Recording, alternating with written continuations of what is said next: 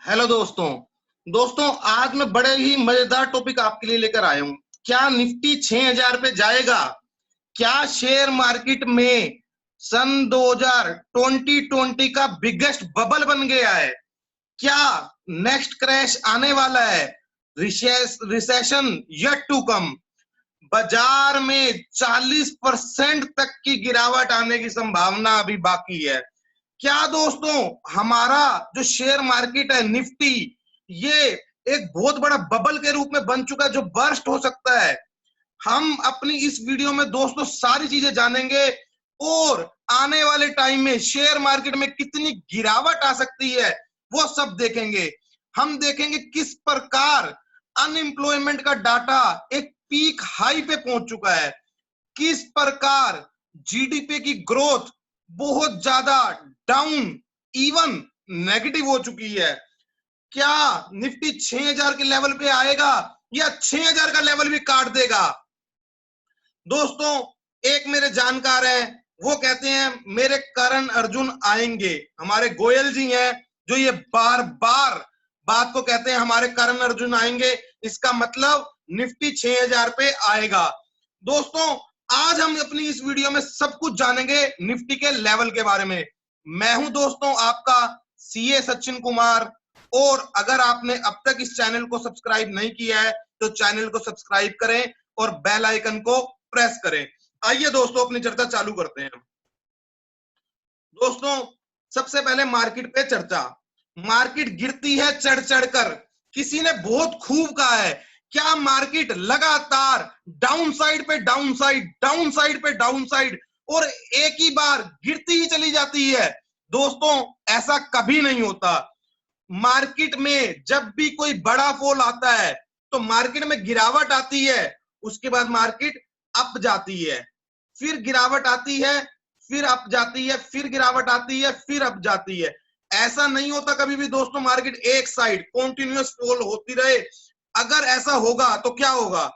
दोस्तों, मेरे को आप बताइए कि अगर मार्केट कॉन्टिन्यूअस फॉल होती रहेगी तो क्या आप कभी उसमें परचेजिंग करेंगे? दोस्तों, आप कभी परचेजिंग नहीं करेंगे, आप उस पर डर जाएंगे। जिस दिन निफ्टी का लेवल 7500 आया था, क्या आप लोगों ने उस पे सबने परचेज करी थी? दोस्तों, उस लेवल पे सबने परचेज नहीं करी थी। कितने लोग उस लेवल पे परचेज कर पाए थे? दोस्तों, बहुत ज्यादा लोग उस लेवल पे परचेज दोस्तों नहीं कर पाए थे। अल्टीमेटली 7500 पे जब निफ्टी गई थी तब लोग डर गए थे। लोग क्या सोच रहे थे उस टाइम पे? लोग उस टाइम पे एक ही बात सोच रहे थे, जब ये 7500 से 7000 जाएगी या 6500 जाएगी या 6000 जाएगी हम तब खरीद लेंगे। दोस्तों, जो निफ्टी का बॉटम लेवल होता है उस पे कभी भी कोई बॉटम नहीं पकड़ पाता। बॉटम को पकड़ना बहुत ही अपने आप में मुश्किल काम होता है। और मैंने ये भी मान लिया कि 5% लोगों ने 7500 पे निफ्टी पे शेयर खरीद लिए थे तो वो 8000 या 8500 के लेवल पे या मैक्सिमम लोग 9000 के लेवल पे बाहर भी हो गए थे। दोस्तों, बॉटम का फायदा एक रिटेल इन्वेस्टर के द्वारा उठाना बहुत ही मुश्किल है दोस्तों, बहुत ही मुश्किल है। दोस्तों, क्या हो रहा है मार्केट में? FOMO FOMO FOMO FOMO FOMO FOMO, fear of missing out, fear of missing out. सब के सब ये सोच रहे हैं कि हमारे हाथ से मौका निकल गया, हमारे को दोबारा इस शेयर मार्केट में शेयर को परचेज करने का मौका मिलेगा ही नहीं। दोस्तों, जब एक रिटेल इन्वेस्टर की जेब में पैसे खत्म हो जाएंगे, जब रिटेल इन्वेस्टर जिन्होंने 9000 पे नहीं खरीदा था 9500 पे खरीदा, जिन्होंने 9500 पे नहीं खरीदा था उन्होंने 10000 पे खरीदा, अब लोग फोमो का शिकार होकर शेयर को परचेस करते जा रहे हैं, करते जा रहे हैं, करते जा रहे हैं। दोस्तों, मैं एक ही बात कहना चाहूंगा, जब मैक्सिमम रिटेल इन्वेस्टर अपने सारे पैसे इस शेयर मार्केट में इन्वेस्ट कर देगा तभी ये मार्केट क्रैश करेगी। दोस्तों, मार्केट में जीतता कौन है? ऑपरेटर। 90% जो लोग हैं वो सिर्फ लॉसेस कमाते हैं दोस्तों, और 10% लोग जो है वो प्रॉफिट कमाते हैं। वो 10% में से मैक्सिमम ऑपरेटर होता है। ऑपरेटर क्या सोचता है? मार्केट को इतना चढ़ा दो, फियर ऑफ मिसिंग आउट बना दो, मार्केट में एक फोमो क्रिएट कर दो जिसके द्वारा ऐसा लगे कि भाई मार्केट जो है अब नहीं गिरेगी, और अपना सारा माल बेच देगा ऑपरेटर अभी आपको। उसके बाद नीचे के रेटों पे ले आएगा, और जब ये मार्केट 8000 जाएगी या उससे नीचे जाएगी, आप डर जाएंगे, आप अपना माल बेचने लग जाएंगे, ऑपरेटर सारा माल भरता जाएगा, 7,000 पे जाएगी, आपको लगेगा और गिरेगी, 6,000 पे जाएगी और गिरेगी। दोस्तों, जो पैसा कमाता है इस मार्केट में वो मेन ऑपरेटर ही होता है। एक रिटेल इन्वेस्टर बहुत मुश्किल होता है उसके लिए इस मार्केट में पैसा कमाना, उसके लिए बहुत बड़े पेशेंस चाहिए होते हैं, आपको धैर्य से काम करना पड़ेगा उस चीज के लिए। आइए दोस्तों, मार्केट पे आगे जानते हैं। दोस्तों, रिसेशन की डेफिनेशन क्या होती है? हम सब सुनते आते हैं कि रिसेशन रिसेशन रिसेशन रिसेशन होता क्या है? दोस्तों, रिसेशन क्या होता है? A period of temporary economic decline during which trade and industrial activity are reduced, generally identify by a fall in GDP in 2 successive quarters. जब लगातार 2 क्वार्टर में आपका फॉल आ जाए, जब लगातार 2 क्वार्टर में आपका फॉल आ जाए, तो उसको क्या कहते हैं हम? जीडीपी। लगातार 2 क्वार्टर हमारी जीडीपी गिर गई तो क्या हो गया? रिसेशन आ गया।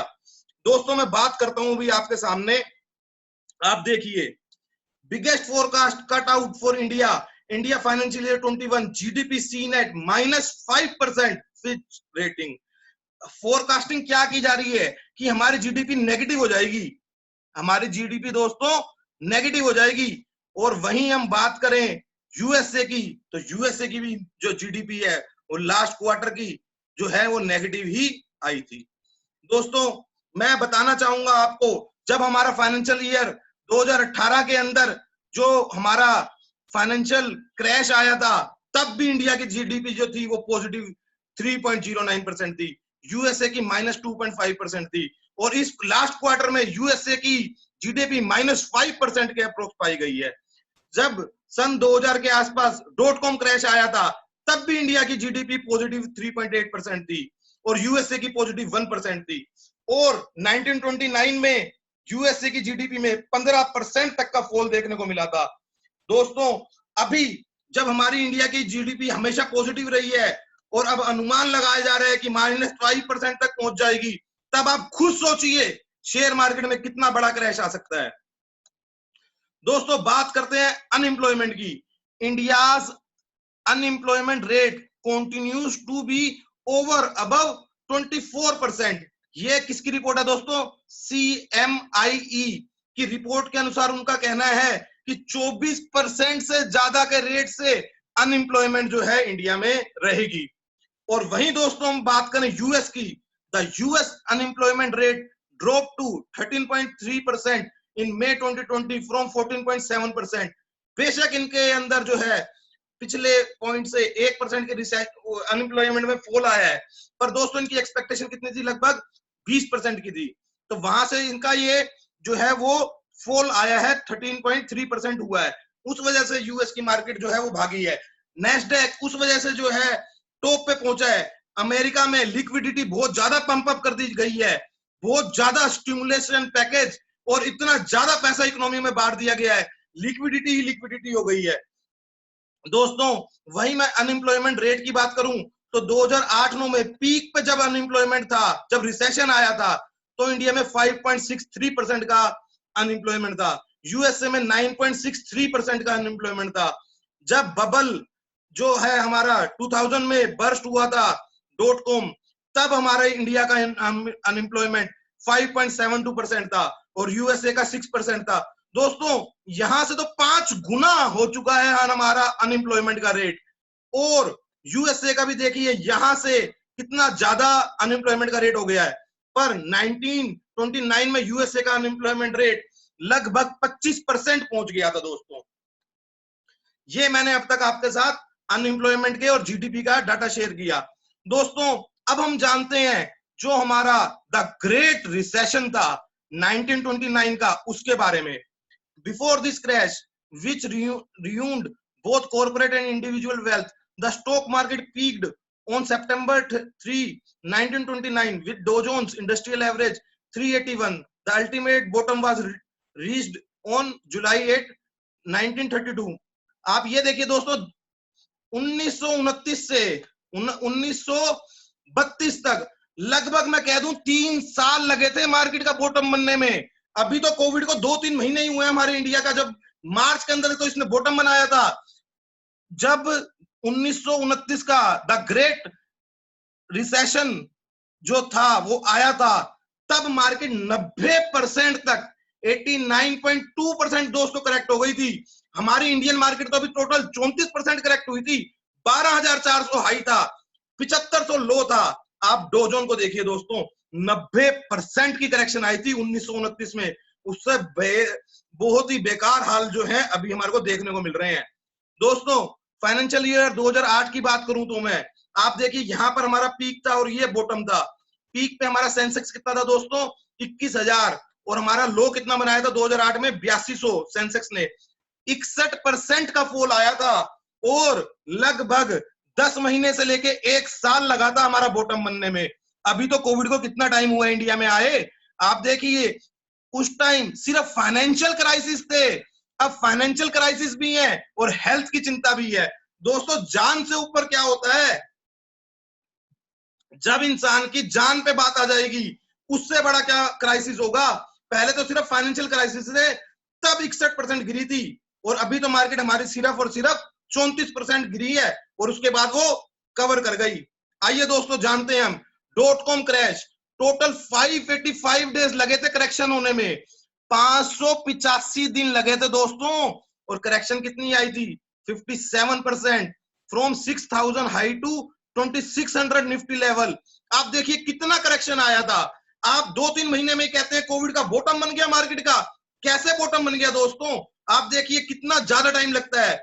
1929 में 3 साल लगे थे, 2008 में 1 साल लगा था, और .com क्रैश के अंदर लगभग 1.5 साल लगा था, और अभी तो इतना टाइम हमारे को हुआ ही नहीं है दोस्तों, अभी तो इतना टाइम हमारे को हुआ ही नहीं है। आइए दोस्तों आगे बात करते हैं। दोस्तों एक मैं आपके लिए बहुत ही इंटरेस्टिंग फिबोनाची थ्योरी लेकर आया हूं। फिबोनाची थ्योरी क्या कहती है स्टॉक मार्केट के बारे में। फिबोनाची की थ्योरी की मैं आपको बेसिक बात बता दूं तो इसके बारे में यह कहा जाता है, ऐसा कोई नंबर ही नहीं है जो फिबोनाची थ्योरी के अंदर ना हो। क्या कहा जाता है, फूल के अंदर की पंखुड़ियां फिबोनाची थ्योरी से वर्क करती हैं। जो हम पाइनएप्पल का खाते हैं उसके ऊपर जो वो बने होते हैं वो भी इसी के ऊपर बने होते हैं। हमारे जो शरीर के अंदर की हड्डियां हैं उसकी थ्योरी का बेस भी फिबोनाची है। दोस्तों फिबोनाची थ्योरी के अंदर क्या करते हैं हम, पिछला जो डिजिट होता है वो ऐड करते रहते हैं। जैसे 0 और 1 है तो 0 + 1 1, फिर 1 में पिछला डिजिट ऐड करेंगे 0 तो आ जाएगा 1, फिर 1 में 1 ऐड करेंगे तो 2, फिर 2 में 1 ऐड करेंगे तो 3, फिर 3 में 2 ऐड करेंगे तो 5, फिर 5 में 3 ऐड करेंगे तो 8। इस तरह से फिबोनाची थ्योरी के नंबर बनते हैं। पर इसका जो बेस्ट जो हमारे रेशो होते हैं वो 3 ही रेशो होते हैं दोस्तों, 61.8, 38.2 और 23.6%। ये 3 जो बेस्ट परसेंटेज निकाल के आए हैं शेयर मार्केट के लिए, मैं आज आपको इन तीनों परसेंटेज के हिसाब से मार्केट में दिखाता हूं कि किस प्रकार से हमारा फॉल बना था और किस प्रकार से मार्केट ने रिकवरी करी और कितने परसेंट तक ये ऊपर गई। आइए दोस्तों हम जानते हैं। दोस्तों फिबोनाची रिट्रेसमेंट थ्योरी के अनुसार जो माइनर करेक्शन थी 23.6% की हम कह सकते हैं, मार्केट ने बॉटम बनाया था कितना दोस्तों, 7500 का हमारा बॉटम बनाया था। और दोस्तों मार्केट टॉप से 12,400 से 7500 तक गिरी, मतलब कितने पॉइंट गिरी, 4900 पॉइंट गिरी। अगर मैं 4900 का 23.6% जो हमारा पहला लेवल है वो ऐड कर दूं तो मार्केट को कहां तक रिकवर होना था दोस्तों, 8656 तक रिकवर होना था, मतलब 8600 तक मार्केट जाती। ये लेवल तो मार्केट ने बहुत पहले ही काट दिया था दोस्तों। हम दूसरे लेवल को देखते हैं जो रीजनेबल करेक्शन बनती थी, वो भी करेक्शन हमारी क्या थी, वो हमारी करेक्शन थी दोस्तों 7500 तक इसका बॉटम था, 49 पॉइंट से निफ्टी गिरी थी, और 38.2% का रिट्रेसमेंट अगर हम देखते हैं तो मार्केट को 9371 तक जाना चाहिए था। अब जो मेजर जिस लेवल के आसपास हम खड़े हैं आप वो देखिए, अभी मेजर लेवल 61.8% था, जो 7500 का हमने 4900 का 61.8% लगाया तो 10,528, ये वो लेवल है फिबोनाची रिट्रेसमेंट के थ्रू जिसके पास मार्केट जा सकती है। दोस्तों कोई भगवान नहीं है, कोई ऑपरेटर, कोई मार्केट में ये बता दे कि मार्केट कहां तक एग्जैक्ट जाएगी, कहां उसका बॉटम होगा, कहां उसका टॉप होगा, ये कोई नहीं बता सकता दोस्तों। ये सब लोगों की एस्टिमेशन है। मैं भी सिर्फ इस बारे में सोच सकता हूं कि इस प्रकार से होना चाहिए, और मेरे को भी ये लगता है कि 10,500 तक मार्केट जाके रिवर्स होनी चाहिए। पर दोस्तों क्या होगा ये ना मैं जानता हूं, ना आप जानते हैं, ना भगवान जानता है। और कोई आकर पूरे वर्ल्ड में ये कह दे कि मैं एग्जैक्ट निफ्टी के लेवल जानता हूं तो कह दीजिएगा दोस्तों। दोस्तों मैं आपके लिए निफ्टी 50 का पीई का लेवल लेकर आया हूं। आप देखिए, जब हमारा ये साल 2020 स्टार्ट हुआ था तो हमारी निफ्टी किस लेवल पे वर्क कर रही थी। इसका पीई निफ्टी का था 28.33। मैं आपको ये बताना चाहता हूं दोस्तों, जो मैक्सिमम पीई हो सकता है वो निफ्टी का 30 हो सकता है। और ये देखिए अपने टॉप के कितने पास चल रहा था, 28 के आसपास चल रहा था। और जब इसमें क्रैश आया और मार्च के महीने में जब हमारे निफ्टी ने 7500 के लेवल को छुआ तो दोस्तों इसका पीई कितना हो गया था, गिर के 17.15 तक आ गया था, जो अब फिर बढ़कर कहां तक पहुंच गया है। 28 मई का डाटा लेकर आया हूं दोस्तों आपके लिए, ये फिर 2200 के लेवल तक पहुंच गया है, मतलब 22.17 पे पहुंच गया है। दोस्तों आप किसी भी शेयर को उठा के देख लीजिए, कोई शेयर अपने नीचे के लेवल से डबल हो गया है, कोई शेयर ट्रिपल भी हो चुका है, कोई शेयर 30%, कोई 40%, कोई 60% रिकवर कर चुका है। पर क्या दोस्तों मार्केट में इतनी तेजी आ गई है। आप मारुति को देखिए, 4000 का बॉटम बनाकर लगभग 6000 के आसपास तक ये चला गया था, अभी भी उसके आसपास ही ये घूम रहा है। 50% रिकवरी आ गई है मारुति में। क्या मारुति की बिक्री फिर इतनी तेजी से क्या स्टार्ट हो चुकी है? क्या कोविड का इंपैक्ट सारा का सारा सभी कंपनियों से खत्म हो चुका है? मैं मारुति का एग्जांपल सिर्फ एक कहने के लिए लिया है, पर आप बाकी सभी कंपनियों को भी देखिए दोस्तों। और क्या कोविड-19 एकदम खत्म हो गया है? दोस्तों इंडिया नंबर 4 पे आ चुका है इस केसेस में, और कितनी तेजी से हमारे कोविड-19 के केसेस बढ़ रहे हैं ये आप और मैं ही जानते हैं दोस्तों। और मैं ये श्योरिटी के साथ कह सकता हूं, अगर कोविड-19 की वैक्सीन नहीं बनती तो दोस्तों बाजार को गिरने से कोई नहीं रोक सकता। बाजार को गिरने से रोकने के लिए वैक्सीन का बनना और बड़ी मात्रा में इसका फैलना और इसका उपचार मिलना बहुत जरूरी है दोस्तों, अदरवाइज मार्केट को कोई गिरने से नहीं रोक सकता दोस्तों, कोई गिरने से नहीं रोक सकता। एंड में दोस्तों मैं आपके लिए निफ्टी का चार्ट लेकर आया हूं।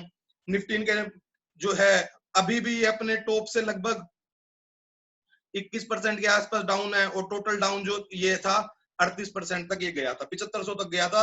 अब 10,200 पे जो है ये वर्क कर रहा है। हाई इसने जो बनाया था वो लगभग 12,400 का बनाया था दोस्तों। दोस्तों वीडियो अच्छी लगी हो तो लाइक करें, शेयर करें और मेरे चैनल को सब्सक्राइब करें। नमस्कार दोस्तों।